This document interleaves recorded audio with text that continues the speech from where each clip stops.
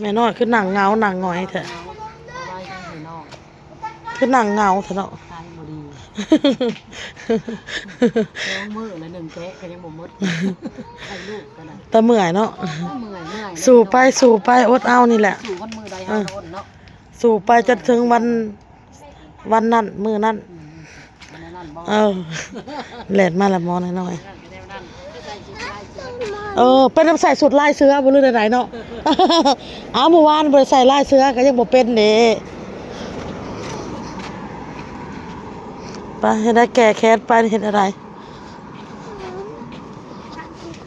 เข้าไปเอาน้ำหวานกับอันนั้นแหละมักโม่แหละพี่น้องให้กินแล้วเห็นแม่แล้วให้ออกมานำ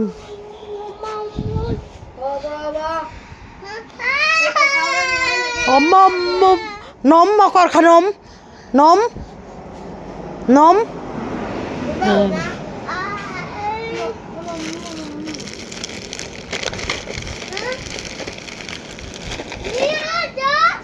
เพิ่นได้แล้วเพิ่นว่าโดว่ะค่อยได้แล้วเพิ่นสิว่าประมาณนั้นแหละอ้าวน้องบอลน้องทอง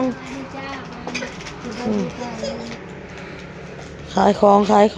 คือเก่ามื้อนี้ก็ได้ออเดอร์จากพี่เลี้ยมเด้อพี่น้องโอนก็ได้100นึงมื้อนี้ขอบมุกขอบใจหลายๆเด้อพี่เลี้ยมเด้อนี่มีส้มน้ำเด้อพี่น้องขอไปเอาส้มมาขายเนาะส้มเอามาสุดก่อนนะกะเอ้ยเพิ่นเมาหมดพี่น้องเอ้ยมีจามเนี่ยอันนี้ออเดอร์100นึงเพิ่นให้เอาไปให้หลาพี่น้องเอ้ยมื้อนี่ก็สิเอาส้มมาขายอีกเขาเอามาบ่หลายพี่น้องเอ้ยมามื้อละ10ห่อ18ห่อส้มมื้อนี่ก็สิเอามาขายอีกเนาะพี่น้องขายลูกมาเท่าน้อยพี่น้องอ้าวสิหมดแล้วพี่น้องยังจักหน่วย2 4 6หน่วยขายลูกมาเท่าน้อยใส่กรอกก็ยัง5ไม้พี่น้องโอ้ส้มตำน้องทองเงียบมื้อนี้เดี๋ยวจัดออเดอร์ให้พี่เลี้ยมกับพี่น้อง100นึงเพิ่นให้เอาไปให้หลาเด้อพี่น้องเด้ออ้นสิจัดแล้วอ้นก็สิเอาไปให้หลาเลยรถก็ใกล้วันเนี่ย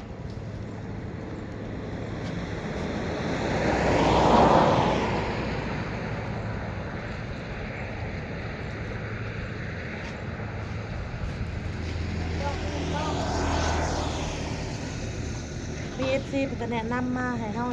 อ่ะใส่ตู้แก้วเนาะ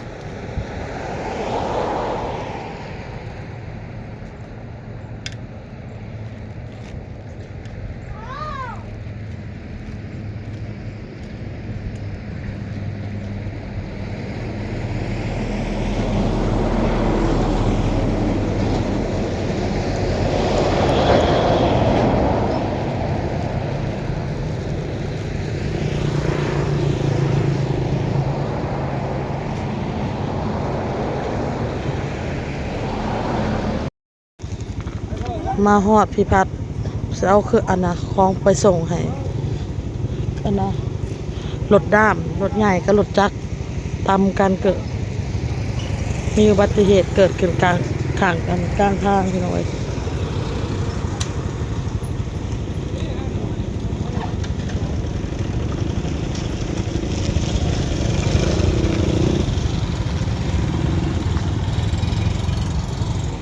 ทางเข้าบ้านเรือ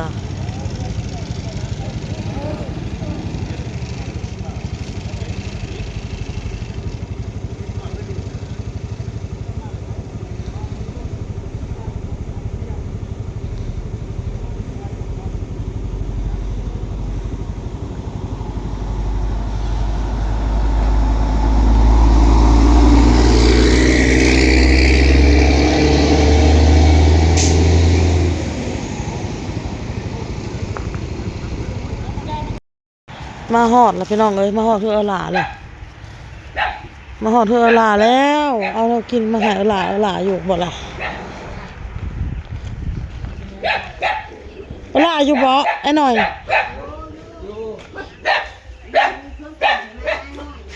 ฮะเฮ็ดหยังน่ะปลาเมียนขี่ให้มา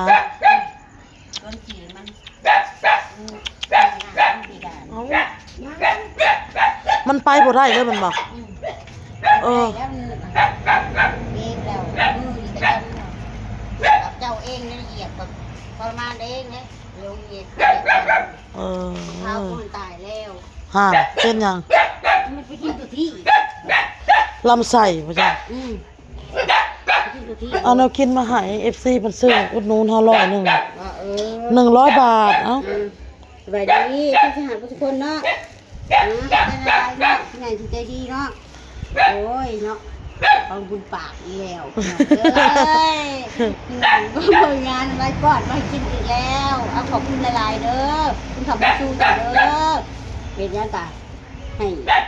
เจริญกันแล้วกันชมกับที่ว่าได้มาแล้วก็ให้มาซื้อให้กินอีกเด้อพี่น้องเด้อคือมันใส่เสื้อแขน อัน ยาว นั้นไปใส่ล่ะ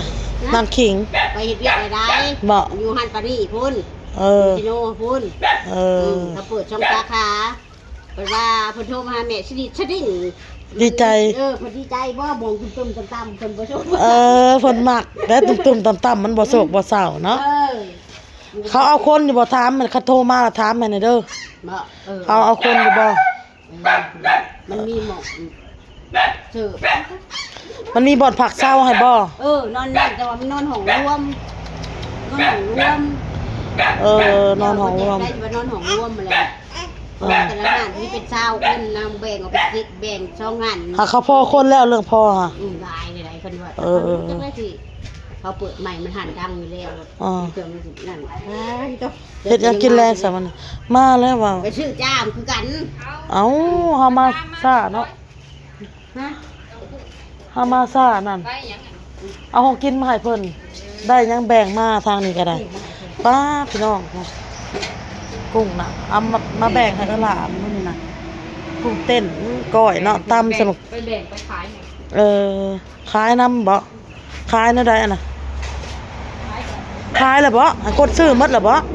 เบิดละได้ เออ เพราะว่ามื้อนี้ข่อยใส่ข่อยใส่ตุ่มกบซื่อๆ เออ ถือหลายก็เลยได้ขายน้ำหั่น เออ เลยไปส่งเขานะมันตั้งใจใส่แต่กุ้งก็สิได้หลายอยู่ เออ ได้บ่อิงตามเขาจะสั่งได้แล้วก็ส่งเลย น้องว่าอันนี้ที่ไปใส่เนี่ย เออในกุ้ง จะเอาไปใส่กบ กบกระถึกบ่ ใส่กังเว้นใส่กังเว้นนั่นแล้วมันถือเขามาใส่กุ้งมันถือหลายก็ขายนะ เออแบ่งกุ้งมาให้ บ่ แล้วเราให้เจ้าเอากินไว้กินใบมกแล้วเจ้าก็ กันกล้วยไข่มดแดง ได้หลายแท้ ไก่ไข่นี่ เออ ไข่นี่มันได้หลายตัวตัวนี้ เออเป็นก้อย ฉันว่าฉันได้กินตัวนี้งานตัวกุ้งปวดตัวนี้ ว่ากุ้งก็แซ่บไรก้อย แถวเก่าเอามาก้อยอย่ากลัวบ่มียังลงเมนูเลย เอาใส่ถุงซะน่ะติหมูมาพี่น้องอันน่ะเรากินตลอดจะได้กินตลอดอยู่ที่นี่ เออ เออ ที่ว่าแล้วจังบ่เราใส่เราแบ่งมาให้ตลอด เอ เรา อ จักสิบอกว่าพญาติอยู่ใส่ อยู่ใส่ มีพญาติอยู่ในแก้มมันแกะออกเลย เออเฮาสิเอามือขั่ว อืม ก้อยซะก่อนก้อยแล้วก็ขั่วสุกอะนะ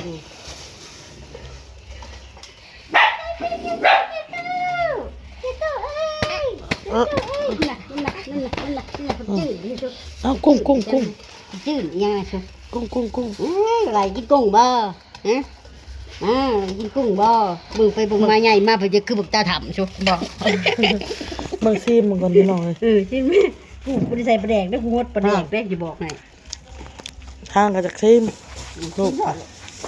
แซ่บเนาะแซ่บ กินบ่เอาบ่ บ่เอาไว้กินรถเอาเด็ดเอาไว้กินรถเอากุ้งกับพ่อแล้วเมื่อก้อยน้อยก้อยแล้วก็ขั่วซุกเอาพ่อเนาะถือเอาลูกไปใส่รถทำเงี้ยไข่หมูแดงก็ยังบ่ตื่นเนาะเอาทางมาเห็นยังกินบัดนี้ แล้วจาม จามทางนี้ก็จามทางนั้นก็จาม ใครรู้ไปชื่อถามบ้าง เออจะจามกับจามพี่น้องเลยทางนั้นก็จามทางพี่ก็จามโอเคเมื่อก่อนเด้อเด้อ ขอบใจละลาย เมื่อกันมืดนะพี่น้องเนาะ ซื้ออยู่ในนี้นี่ สับ ดอกคูณนี้ ย้อนพี่หลอก ไม่ยั้งแหละ มึงบ่ย่านที่ท้อง ซื้อยั้งแหละ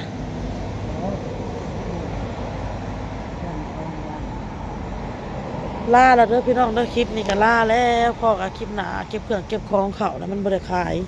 พี่น้องเอ้ย บ่เฮ็ดอะไรเนาะ